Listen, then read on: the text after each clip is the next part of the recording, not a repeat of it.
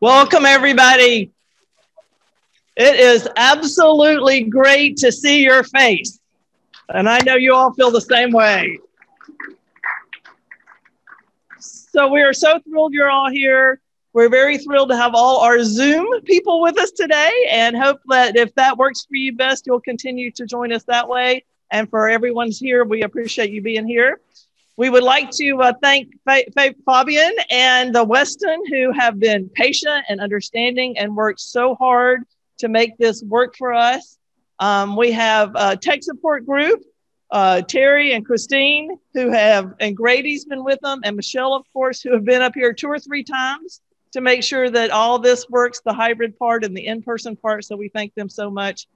And what a better occasion than to have our Teacher of the Year as our first in-person program.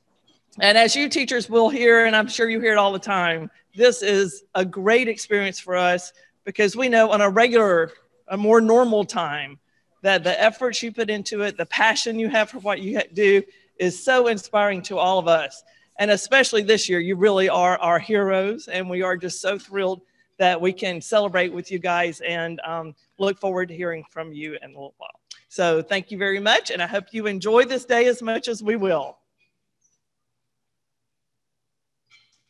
I didn't bring my agenda with me. Yes, Brian's coming up.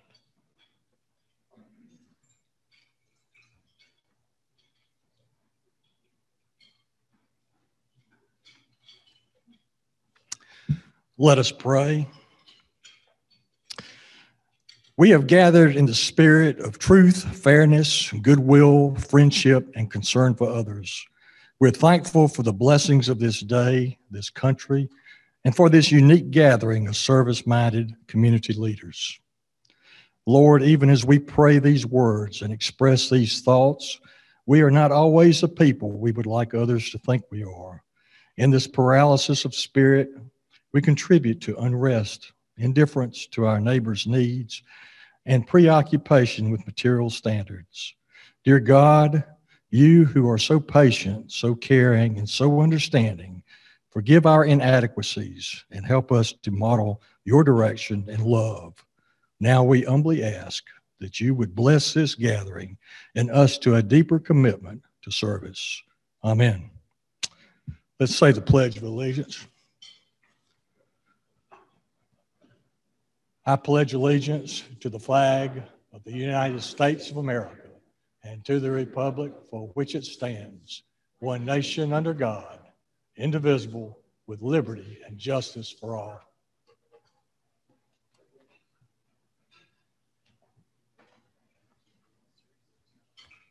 Hi, everyone. It's my honor to be able to introduce all of our guests that have come to be with us today.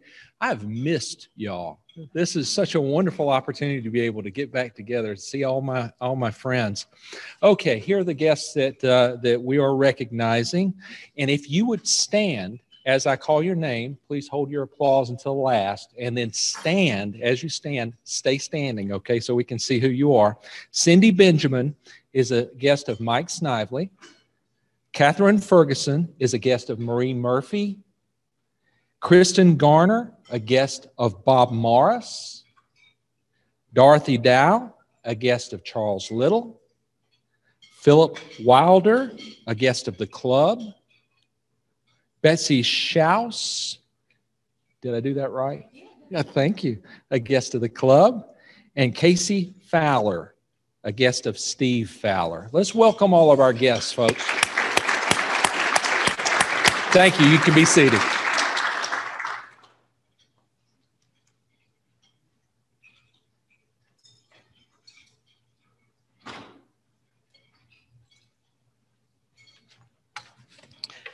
Many of you have heard this year that we are Rotary opens opportunities, and in our club we have opportunities that usually fit in one of 3 categories. They are service, how can we help our community, networking, events such as this, and fun, which is one of my favorites. So I'd like to share some of the things that are coming up and some of the things that we have done. For our service project for October, it's Rotary Reads. If you're not familiar with that, you have a few days left. It's a pretty easy way for us to read books. They'll be uploaded to the school, counties, a specific site, and then it'll be available to all the students to be able to sit down and have someone read a book with them. I'll tell you the way I did it, which I think is the easiest way. If you can get the book virtually, either buy it pretty cheap somewhere. The list is on the information, the list of approved books. You can get the book virtually, or if you're a library member, you can get it through the library. And I just sat there and took my camera, had it on my computer, and read the book, and they get to see the words and have you read it. And then the instructions of how to upload it is very easy. Even I got it done. And then, of course, to go back in and log in. So it's a super easy process. We would love to reach our goal of 50 books by the end of this month. So if you haven't done it yet, we hope you'll do it and maybe read 2 books. So that's our project for this month. Hopefully you'll be able to join us. And then we recently had a very successful Topgolf fundraiser, which indeed the 3rd time was the charm. We planned it, I think, back in March. We planned it maybe in May, and we finally had it this past Thursday night, and it was really, really fun. It was great to see people. It was great to have a good time. And the most important thing is that we were able to raise $14,500, which is awesome. And as you well know, that the funds from that go to our charities, which include Alexander Elementary and also our Service Above Self Scholars. So we are very supportive of education in many different ways. I would like to take the opportunity to thank the many people that made it successful. The original crew, which changed a little bit over time, we had Ramona Farrell and her group who got the sponsors way back when. Teresa Miller, who was a great job with publicity, John Allen in operations, and Devin Clement in player recruitments. We had the best caddies ever in the whole world, Christine Broswell-Amin and Mike Snively, who were outstanding. At the last minute, as is many things have changed in these days, and we had people who jumped in and helped us out. We had Ron DeMonet, Heather Hayes, who helped me with the auction. First time we ever used some real software, and the 3 people who had said they'd help earlier were not available, so Heather jumped in and did a fantastic job. And Lisa Minnick, who is usually involved with almost everything we do. And we appreciate them jumping in. We'd like to thank you who were sponsors. We'd like to thank you who donated items to the auction, which turned out to be a huge success. And especially to the players who came in and made it such a fun opportunity. I think just getting to see people and have a good time. I will say something about teachers. I heard that the Alexander teachers who were there were sitting far away, and we were giving out awards at the end, and we called their name and they came and got it. They thought they'd won, but really we gave awards to the people who did the least best. So we had a good time with that. We have another opportunity for service on November the 14th, the North Main Park cleanup. Once again, Caroline is getting that organized with us with the city of Greenville. If you haven't done that, it is really, really fun. You get to meet a lot of great people, and we hope that you and your family will put that on your calendar and join us for that. This coming Thursday, October the 29th, we will have our District Rotary Foundation celebration. It is a virtual event at 6 p.m., and we've seen through what Connie Lancel's done for us a couple of times, all the ways that Rotary reaches the entire world to do good in the world. So I ask you to join Thursday night at 6 p.m. It's a virtual event. On November the 4th, if you're looking for a small group setting, peace and conflict resolution is one of the pillars of Rotary. And Teresa Miller has been having an ongoing small session of how do we learn to talk about hot topics, let's say, and to be able to listen and learn and be able to communicate with each other. So I invite you to join that Teresa leads. And then for the fun part on November the 5th, a Thursday night, we have Plain Jane's Place. So if y'all know, I was a pilot, Plain Jane's Place. We invite you all to come.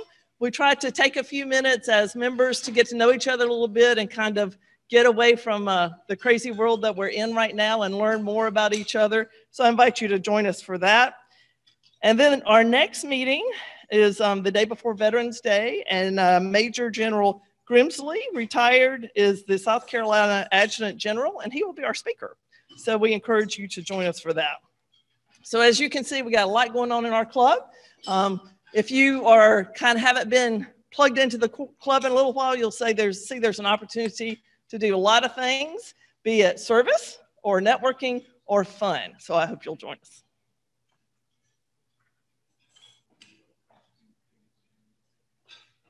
Good afternoon, everybody. I want to take a few minutes to speak on the fall or the Thanksgiving dinner for Alexander Elementary. Okay. Yeah, like I know what I'm doing. Is it cool?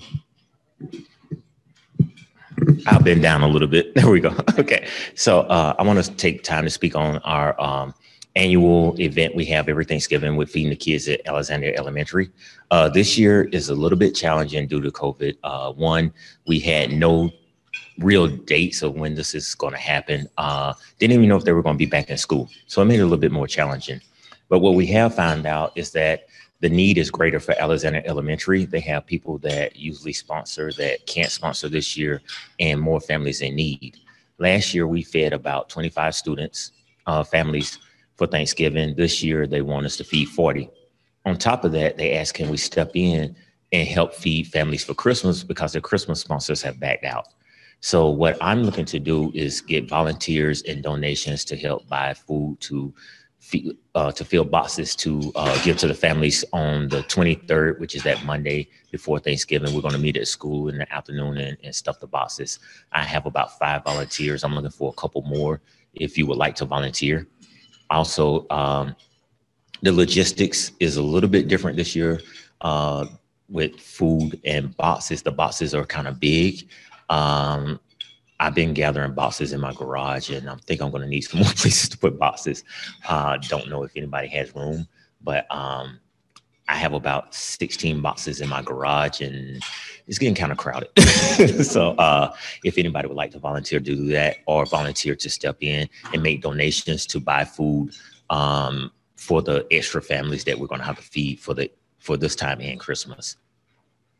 But that's all I have on that. Just contact Jane or me or Michelle and let them know if you can actually donate or whatever. All right, thank you.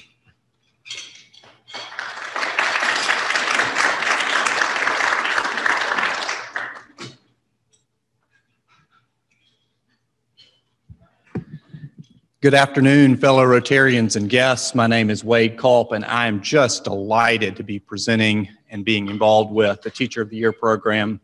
This is my 3rd year of representing our club in the Teacher of the Year process. And as a former school teacher, I'm now a lawyer, but as a former school teacher for 6 years, it is such a treat to be back in the classroom and meeting inspirational figures like the persons we're going to meet today. And I have to say, it's with some regret that I'm turning over the chairmanship of this to Scott Powell. He will be serving us in the future and will do a great job too. But thank you for the opportunity you have given me these past 3 years to do this work.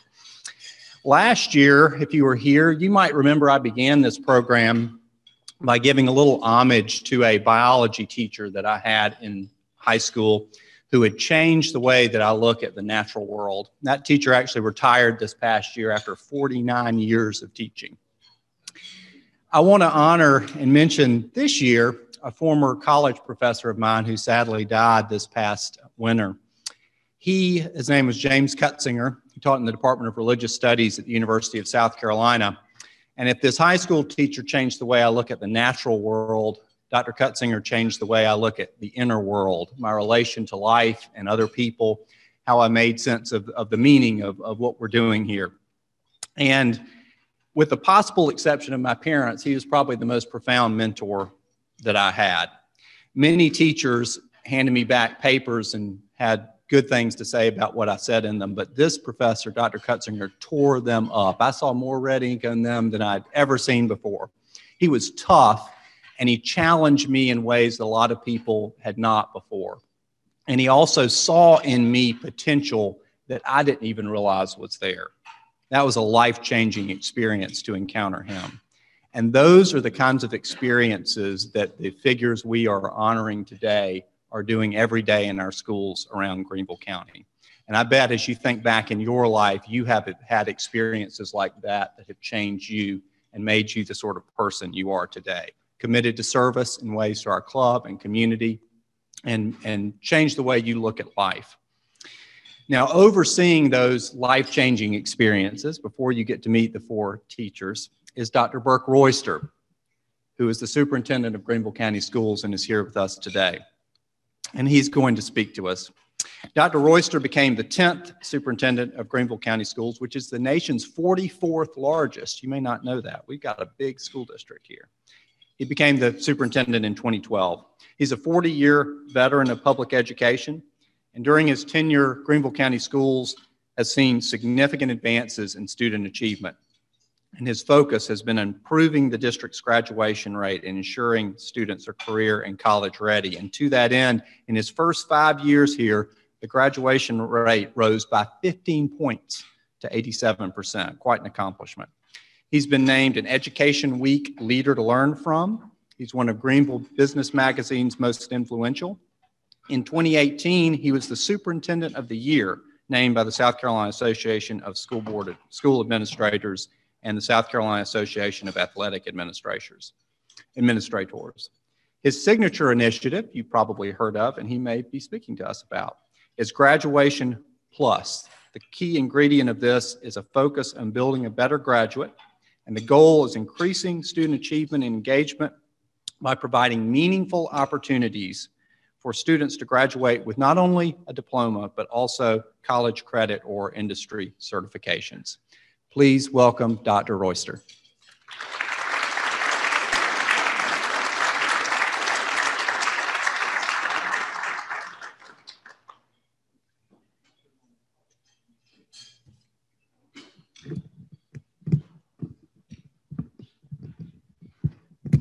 Not sure I can, hopefully I can make that work.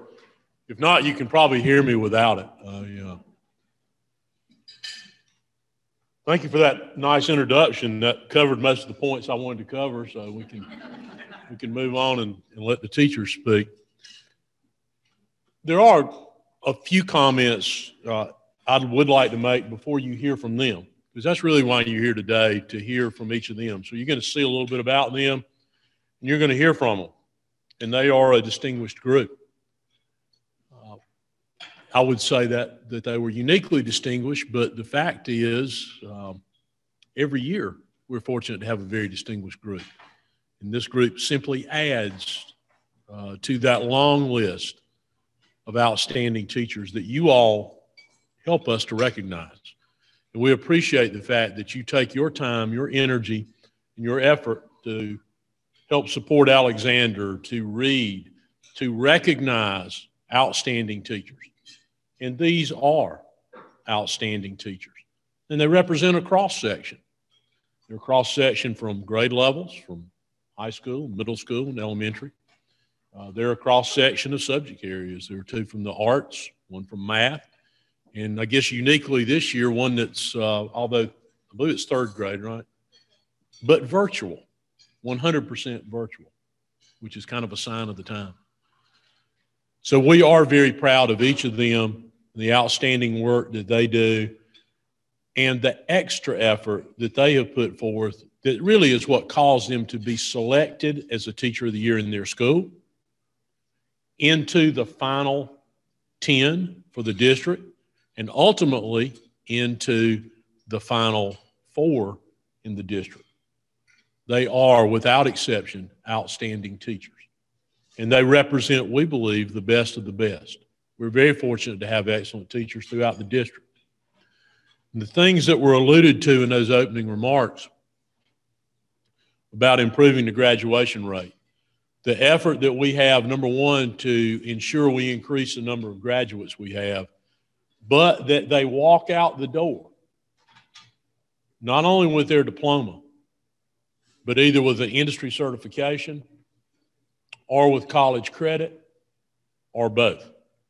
So it shows that they are truly college and career ready. It's not a score on a test.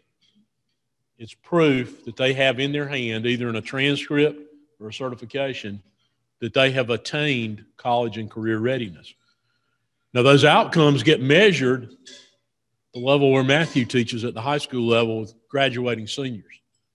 But the implications to prepare those students to take advantage of the opportunities that they have to get that certification, to get that college credit, those things begin in pre-K and go all the way through the system. If they don't have the foundational base in reading, in math, that they get in their early years, they will never be prepared to do what we need them to do to take advantage again of those opportunities in their high school years to prepare them for college. And we've had some success in that. You know, right now everybody wants to talk about, well, what happened last year and everything got shut down and the pandemic, and I'll speak just a little bit about that in just a minute. But I think it's important to note that we continued to show improvement in the tests that were given in SAT and ACT last year. We increased the number of industry certifications that our students received last year again. And that's gone up 1,051% since 14-15, the number of industry certifications. We, again, last year saw a significant increase in students attaining college credit, both through taking dual credit courses and through taking and scoring a 3 or better on AP exams. We've continued to see significant double-digit increases in dual credit course attainment from our students, moving ever forward towards that goal of all of our students graduating and our students graduating with college credit or an industry certification or both. If it were not for the efforts of our teachers, and again, you have in front of you today the best of the best, we couldn't have those attainments. And even in a year so disrupted, particularly in its last quarter, by something that none of us had much control over, we were still able to post increases in those areas. And that will continue to be our focus. Though right now, our focus has to be on doing that as safely as we can do it for students and for employees. And I won't go into all the details of all the various plans and how much effort, how many hours were put into developing those, except to say that they were done with guidance from public health authorities and the medical profession. We based what we've done, the actions we've taken, the moves that we've made on objective data, criteria, facts, and science and medicine, not on opinion, because there's plenty of opinions. In fact, if you don't believe that, on the way back to your car, if you'll stop anybody out here on the street, you will find that many of them are, by their own account, professional epidemiologists and amateur physicians. And they will quickly tell you what it is that you should know about what you should do or not do, whether you should ignore it, whether you should hide under your bed. They have every range of opinion from one extreme to the other. And we can't operate off opinion. We can't operate off of extremes, because we have ultimately every day the responsibility for the health and safety of about 87,000 people. And while there is risk at all levels and at every age group, and there's more and more evidence that supports that, the greatest risk lies among the older age groups. Well, as you might imagine, while some days students might think they run the school, they don't really run it.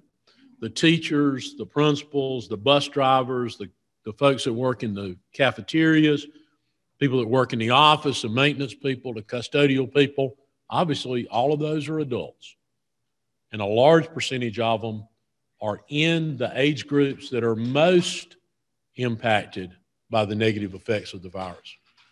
So while we always want to put the safety and well-being of everybody at the forefront, we have to be particularly attuned to their safety So many of you have seen the reports in the media of what we're doing and how we're doing it.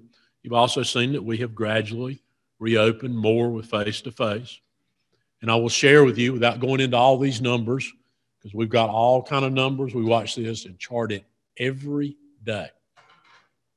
For employees, for students, by level, by school, by area, we watch the numbers. We do our own contact tracing. We obtain our own numbers because, quite honestly, if we wait on the DHEC numbers, they will be trailing by several days because of the way they're reported. We take reports immediately for students or for employees. So our data is almost real-time data. Since we have begun the school year, and at every point where we have phased into more in-person instruction, and every time we've done that, we've phased it in, where we can maintain the criteria that public health officials say is necessary to ensure health and safety. The rate of incidence within our schools is significantly lower than the community or the state, because we compare it, again, every day, and we do the same 2-week comparison that DHEC uses, and we utilize the same methodology to convert our system to their per 100,000 rate. So what that says to us, that the protocols we have in place are correct and appropriate, and our employees are following those, and our students are following those. Otherwise, we would not be able to do what we're doing. And obviously, we're very concerned right now as those numbers climb, because unfortunately, our numbers are increasing. But they're increasing like this, while parallel to the increase in the community and in the state, still at a significantly lower rate. That has been extremely challenging. You can ask any of them, no matter whether they're teaching virtually, in person and part virtually, part in person and part e-learning. In our system, if they're in the school in bricks and mortar so many days a week, they're e-learning the other days. If they're virtual, that's where they go every day, all day long. It is the most challenging time for a teacher that has ever been in my 40 plus years experience. It's also the most challenging time for the bus drivers, for the food and nutrition services workers, for the custodians, for the principals, the office staff, for the students, and for their parents. So it is stressful for all of those involved. And probably the biggest stress involved in it, and I'm sure you all have seen this in whatever you do, there is no break from it. It is constant. And that is extremely challenging. And that is very challenging as an environment in which to teach. So I appreciate the opportunity to be here today to be a part of this recognition for these outstanding teachers, and to also express my appreciation to you as members of the Rotary Club for your continued and your ongoing support of public education, not only through this program, but through your presence in our schools, through your contributions financially. But quite honestly, your time is of greater value than your monetary gift. Now, don't stop giving, okay? Because I said that, and we still want your checks and your cash. But the time that you invest, that truly speaks to commitment, because you have no greater possession than your time. And if you're willing to contribute part of that, that says an incredible amount about who you are and what you value. But what it says to these teachers, to our students, and to our principals, it says that you value what they do, and you value how they're doing it, and your presence not only communicates that, but it supports that. So again, we appreciate it. Thank you for taking your time today to hear a little bit about Greenville County Schools, but more importantly, to hear about these incredible teachers that so well represent their profession. And we're certainly pleased and proud of their selection and look forward to their service this year as Teachers of the Year. So thank you all.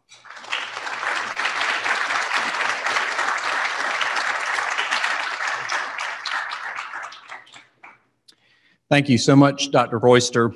Before introducing you to our 4 teachers, or our Teacher of the Year and 3 runners-up, I want to tell you just very briefly about how these folks were selected.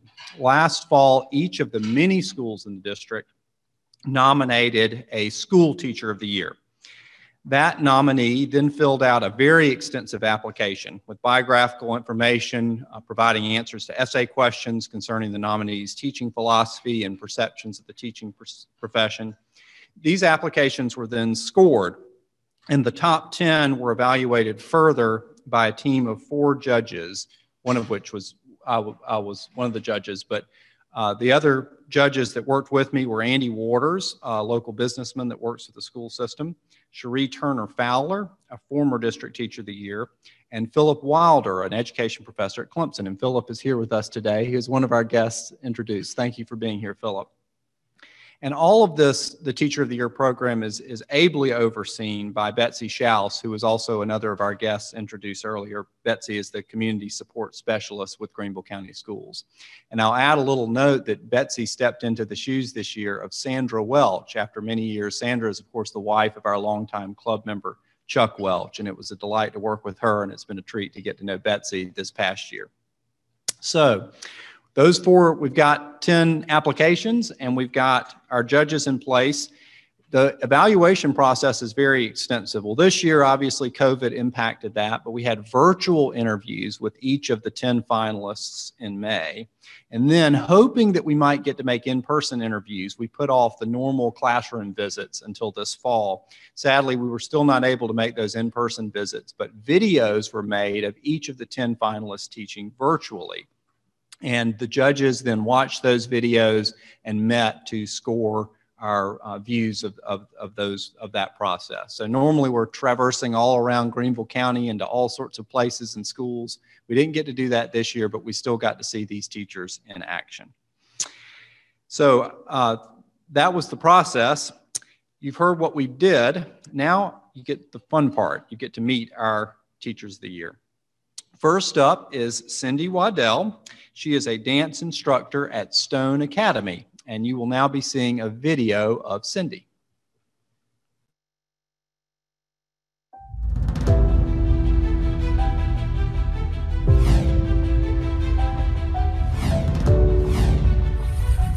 Hi, I'm Cindy Waddell, and I'm the dance teacher at Stone Academy. I have one other student who, from first grade, I knew he was gifted in dance. You watch him on that stage, and he just takes it over. But what I've seen when I look at my students in my room is that dance education gives them the chance to find a piece of themselves, who they are. Whether they are dealing with anxiety or struggling with an emotion, they can work through it using movement activities that I've given them. If they're solving a problem that we're working on in class, a movement problem, they've got to work with people. They're finding out if that's going to be something as a human they're going to be able to do or not. They're finding little pieces of themselves that are ultimately going to make them an amazing human being. Cindy up to speak to us, and as she comes up, I'll mention that on the lesson that we saw from her, she was connecting dance with the architecture of Frank Lloyd Wright. And I was so inspired by her lesson that I then went and watched a PBS video on the biography of Frank Lloyd Wright, which is, he had a fascinating life if you've never checked it out, but it was just a treat to see these kids dancing. So Cindy, the podium's yours.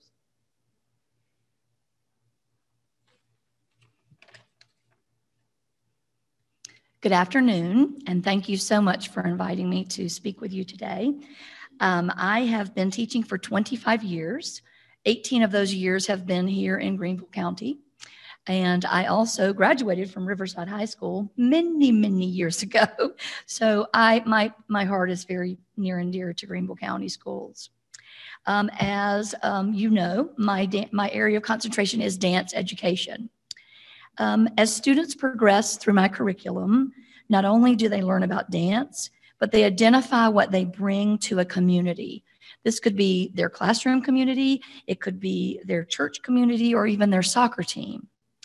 Through the process of creating dances and critiquing works by others, my students identify and develop the traits that make them unique in our world. And by the time they reach 5th grade, their confidence as a mover is high, and their understanding of what they bring to a community is well developed. Even though I teach the youngest of children in Greenville County schools, I'm committed to providing learning experiences for my students that will follow them throughout their lives. I am building a better graduate starting in kindergarten by giving my students dance opportunities that are student-centered and lead to community involvement, leadership, and high achievement.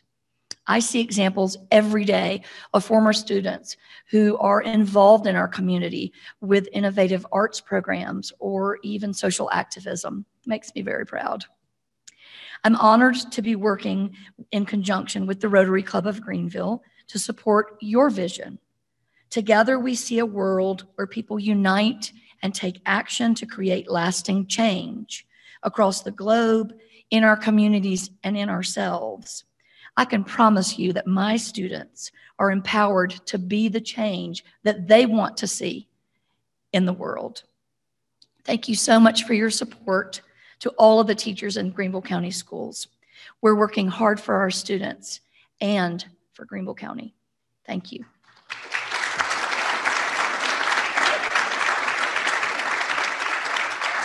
Oh, Cindy, don't leave yet. Cindy, don't leave yet. This is a really fun part. Cindy, on behalf of the Rotary Club of Greenville, I'm delighted to present you with this check and our thanks for your service to the young people of Greenville County.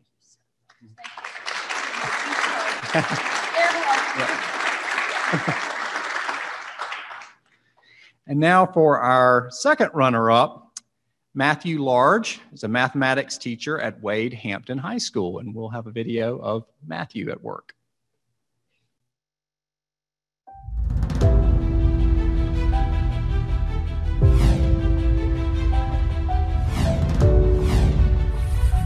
My name is Matthew Large. I teach mathematics at Wade Hampton High School. I teach mainly juniors and seniors, so I get to deal a lot with seniors whenever they're dealing with their college decisions. I get to explain to them what they're about to go through, the process. And I love when I get to teach them as juniors before the seniors, because then I get to explain about the tests they have to take, and then I try to rope them into taking my math class and explain the benefits of that as well. And it's just nice to get to know those students for multiple years, but then I get to know who they are, and they trust me for advice, like where to go to college or what profession they should seek.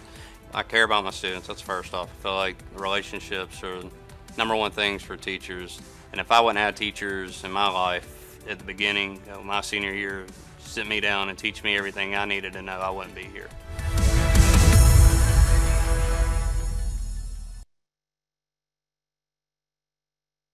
I will tell you that the lesson that we saw from him was an AP calculus class.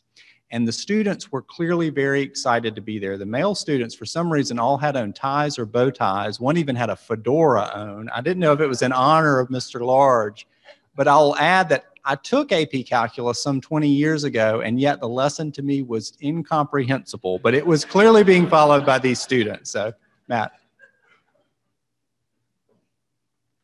Thank you very much. Like you said, my name is Matthew Large. I'm going to start by, I'm going to ask y'all a question that I ask every 3 or 4 weeks of my class that I've been asking for the 9 years that I've been a teacher. And why are y'all here?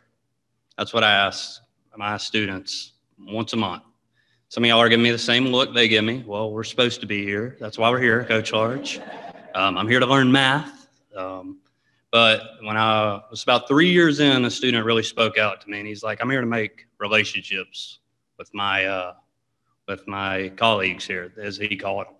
And I was like, that's an interesting word choice. And I was like, what do you mean by that? And he goes, well, we're probably going to forget what you teach us, no offense. He's like, but I'm never going to forget the relationships that I made with my classmates. That really sank into me as a third-year teacher. And I was like, wow, like this kid in high school understands what it's about. Y'all are all here because of the relationships y'all built with each other, or the relationships you're building with our district or the service that y'all are giving. That's why I do what I do every single day. That's why every single teacher, us four, the 6,000 that are in Greenville County do what they do. We're here to serve our students every single day. It's about the relationships that we make with our students. I love hearing, I've heard from Wade right before about a former student that I taught how well she's doing, that he got to know, that he knows and that I know. So getting to hear about her progress in college and that she's applying for a PhD program, that doesn't bring tears to my eye. I'm not a huge crying guy, but it brings warmth to my heart. It's all about the relationships and everything we do, which I think hits with y'all's vision perfectly when it says we all want a world that unites, that creates change. When we make those relationships, we're creating that change. We're empowering these students to be the change in this future. And I thank y'all so much for investing in our school district. It's the only school district that I've ever worked in, so I can honestly say it's the greatest school district that I've worked in. But they do a lot for us teachers, but thank y'all for investing.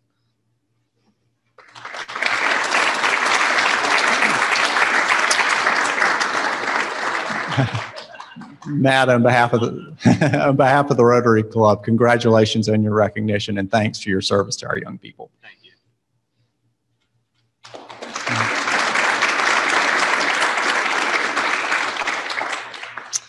And now for our first runner-up, Caitlin Scott. Caitlin is the band director at Woodmont.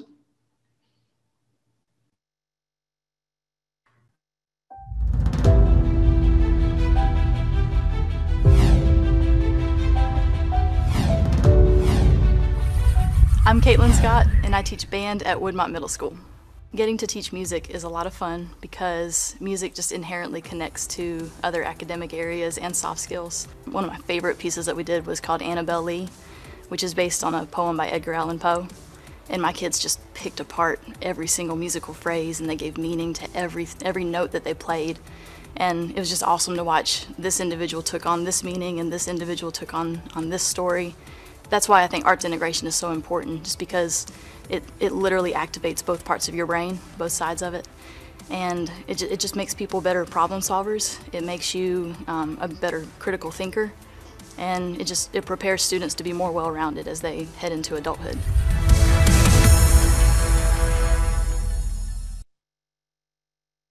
As she does so, that the lesson that we watched of Caitlin, she was teaching middle school students about rhythm, and they were having to clap out various rhythms. And I sing in a church choir. I know a little bit about music, but it was a disaster. They were way ahead of me on rhythm. So Caitlin. Hello. I'd also like to start just by saying thank you so much for inviting us to join you here today.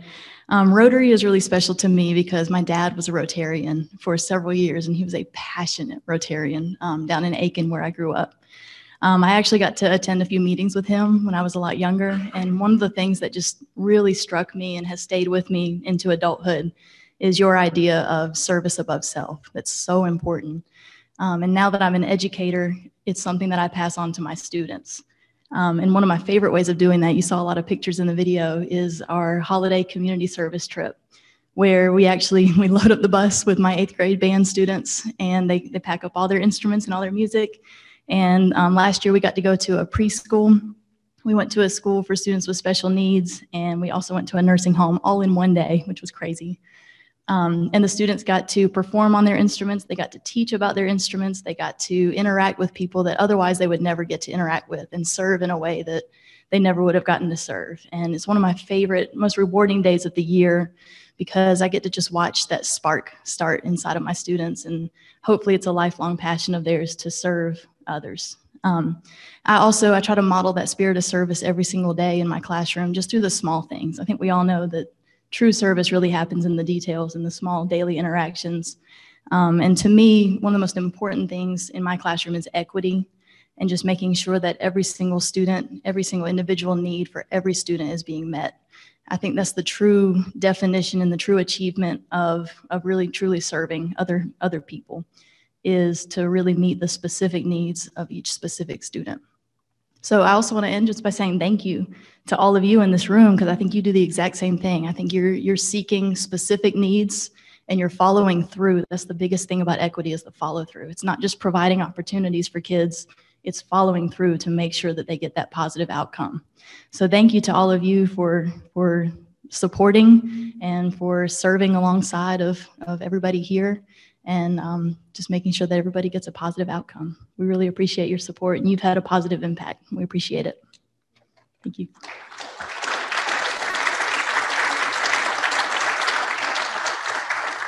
Caitlin, congratulations from the Rotary Club on your recognition, and thank you for your service.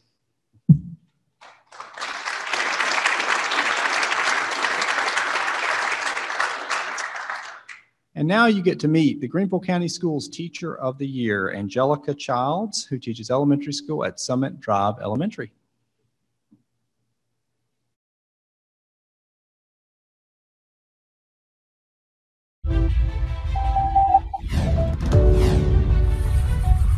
My name is Angelica Childs. I teach at Summit Drive Elementary, and I teach 3rd grade. Before students are able to empathize, they need to understand their own feelings and be able to put a name to that. So I teach students that empathy is honoring and valuing the feeling state of someone else. And one example of this is my students have an opportunity to exercise empathy. They have a chance to shout out another student in the classroom who they saw going above and beyond that day, or who was showing high emotional intelligence. And I have seen their perspective change from who is going to shout me out and how can I be recognized and celebrated, to who can I shout out and make feel really special before they walk out of the door for the day. Angelica, please join me. And as she does so, I will mention that I live about 2 blocks from Summit Drive. Now, this did not affect my vote, but my neighbors were ecstatic when our winner was from Summit Drive this year. And I remember it was really touching to see how Angelica connected with her students. When they were registering that they followed her in a lesson, she would have them do shooting stars and peacocks and all sorts of different signs to show that they were following along with her. So Angelica.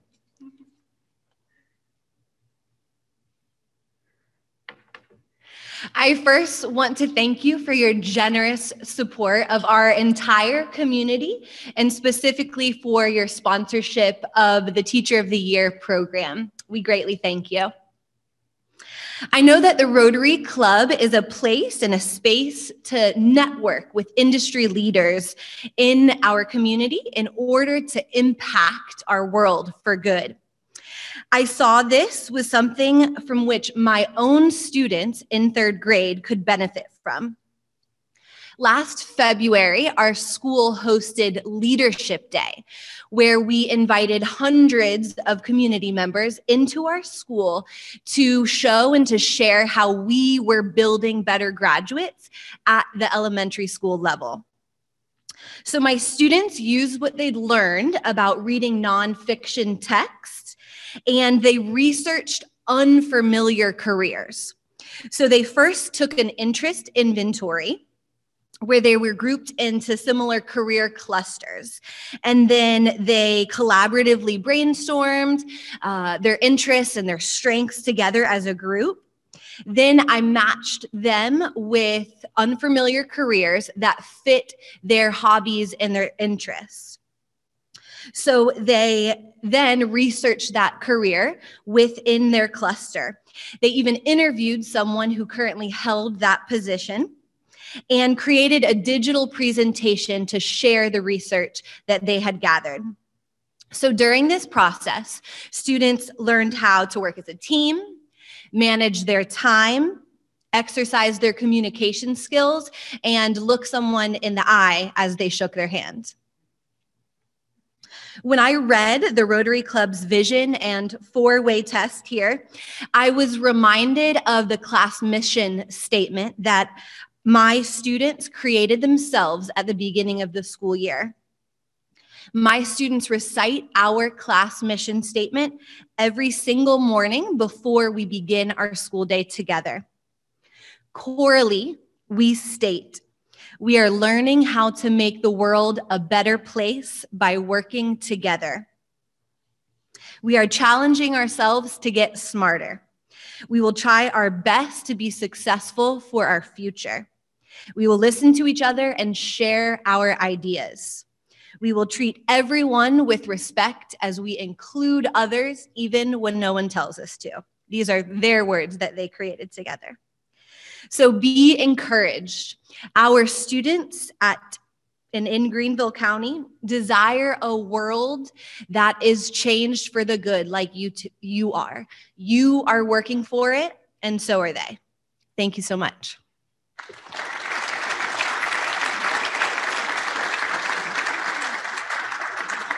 Angelica, thank you for serving and inspiring the young people of Greenville County, and congratulations on being named the Teacher of the Year.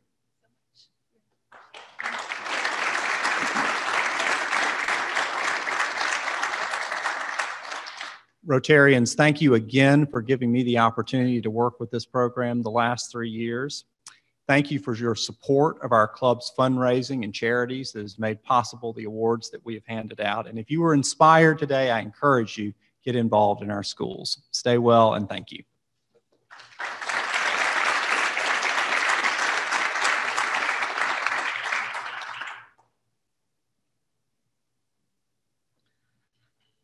My goodness, that was awesome.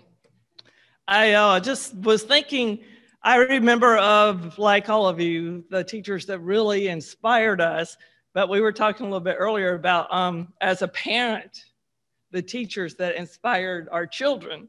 And y'all might know Dr. Charlotte McLeod, who happened to be the first grade teacher of my friend Marie and myself. Our sons were in her class. And my goodness, she challenged those kids 25 years ago. My son is like, he was in school 25 years ago, so hard to achieve them. But they were doing group projects and just amazing, challenging things. So not only from the students, but from parents' point of view, you really are all very inspirational. So we thank Dr. Royster for what you do for our entire county, and inspiring teachers to continue to go above and beyond, which is amazing. And Betsy, whose husband is a former president of our club, Matt, so we appreciate everything you do. And to our wonderful teachers of the year, Cindy, Matthew, Caitlin, and Angelica, you are just really, truly an inspiration. And to Wade, for his 3rd successful year in a row, we sure do appreciate it. Scott Powell, yet again, will be back at the helm, and well, I'm sure it'll be great again next year. And if anybody could challenge our first hybrid meeting as far as tech support goes, I think you did. So I'd like to give a big hand to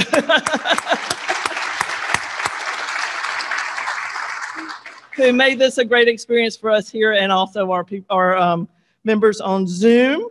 And I forgot to thank earlier for the great time we had at Topgolf. Amy was there, like always, taking pictures, documenting the great things we do, and we appreciate what all you do. So, as you can see, we're doing a lot of great things in our club. If you are a club member and you still haven't found that thing that you're passionate about, please let me know, and we'll work on that. I'm sure we can find something. So thank you all for coming, and we'd like to end with our 4-way test. If everybody would stand up. Is it the truth? Is it fair to all concerned? Will it build goodwill and better friendships, and will be beneficial to all concerned? As we think about being beneficial to all concerned, I ask you all to please put your masks back on. And we look forward to seeing you again with Major Grimsley at our next meeting. This meeting is adjourned.